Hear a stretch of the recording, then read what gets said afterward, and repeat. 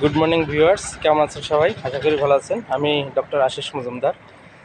আমি এসেছি মর্নিং ওয়াকে। তো এই যে এইখানে একটা মাঠ আছে বড়, এই মাঠে আমি অনেকক্ষণ দৌড়ালাম। আর এই যে মাঠের পাশে এই বড় একটা নদী, এই নদীটা তো অনেক বড় ছিল, এখন আস্তে আস্তে সংকুচিত হয়ে গেছে। এই যে নদী, এখন দেখেন নদীতে জোয়ার আসছে। এবং এই যে দেখেন যে গেট, এটা কিন্তু সে ব্রিটিশ আমলে করা।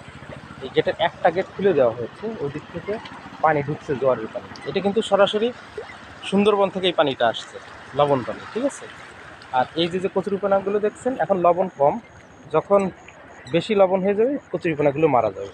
আর এখানে এখানে কিন্তু মাছ আছে, এই যে যে পানিটা না, এই যে এর ভিতরে কিন্তু মাছ আছে, জাল ফেলে মাছ ধরে। আজকে কাউকে দেখতেছি না।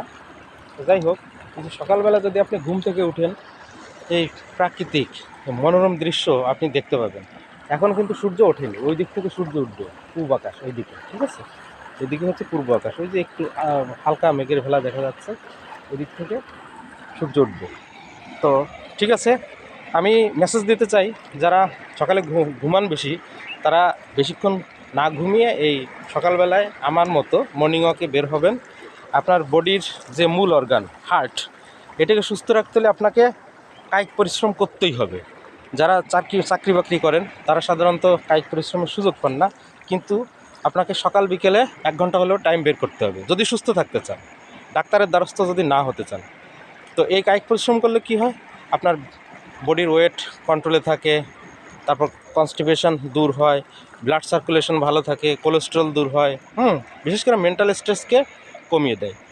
তো আরেকটি কথা, এর সাথে আরেকটা টিপস দেবো। আপনার হার্টকে সুস্থ রাখতে হলে এই এক্সারসাইজের পাশাপাশি আপনাকে কয়েকটি খাবার অ্যাভয়েড করতে হবে।